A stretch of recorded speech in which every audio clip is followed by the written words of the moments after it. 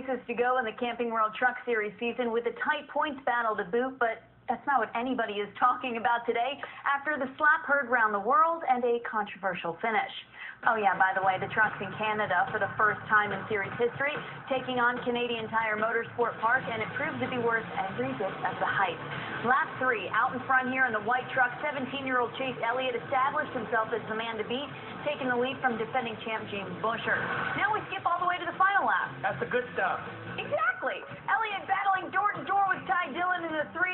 Dillon doing everything he can to save fuel, and on the final turn, Steve, wait for it. The checkers, bam, up in your face.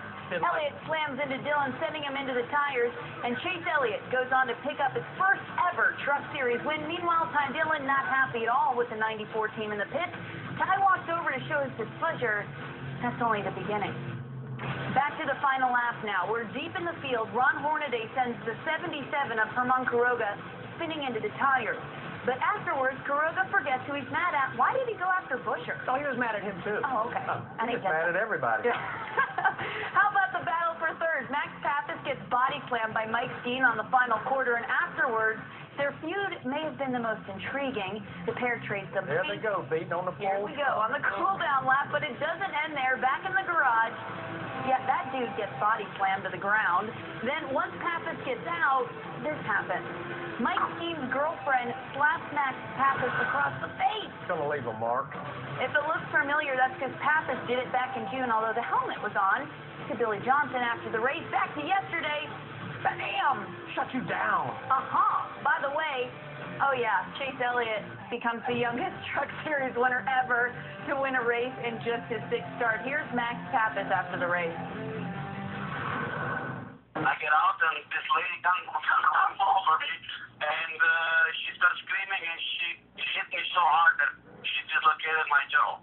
And I'm not hitting it. I'm not hitting anyone. I'm not hitting like a lady. I talked to NASCAR about it and I'm not very happy. I might maybe consider about pressing charge or something. It's not good. I was surprised. I didn't know it happened.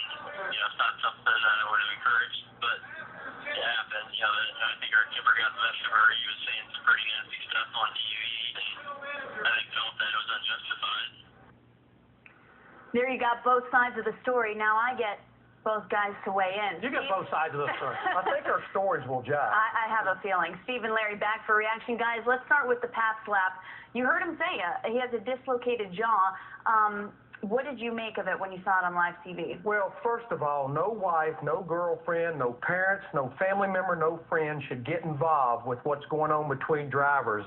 I mean, you can tell she's mad as she can possibly be, but there's nothing that can justify what she did right there. I do want to point this out. It looks the same every time we see it, but I do want to point this out, and this still has nothing to do with what this young lady did.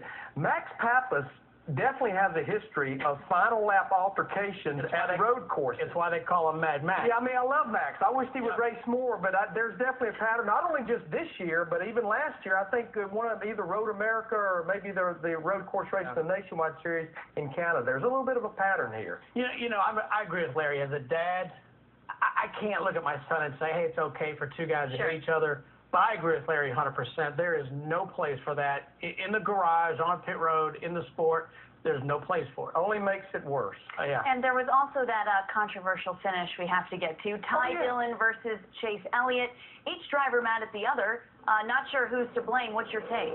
Well, Dillon was out of gas right here. You know, you can look at it. Larry and I talked about this before. You can look at it 20 times and have a different opinion about it.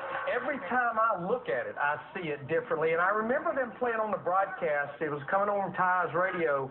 Remember the big picture. You could almost see this coming with a lap to go. What I did see there, neither one of them did anything to prevent that from happening. Remember this, the checkered flag was waving and Chase Elliott was trying to get that first career win. Just good, hard racing. And I like what Lance McGrew said after the race. I hate that we won it that way, but Chase is a good kid. I mean, he's going to win a lot more. Two drivers that'll be around for a very long time. And oh, by the way, Ty said if Chase shows up at Elliott, he won't finish the race.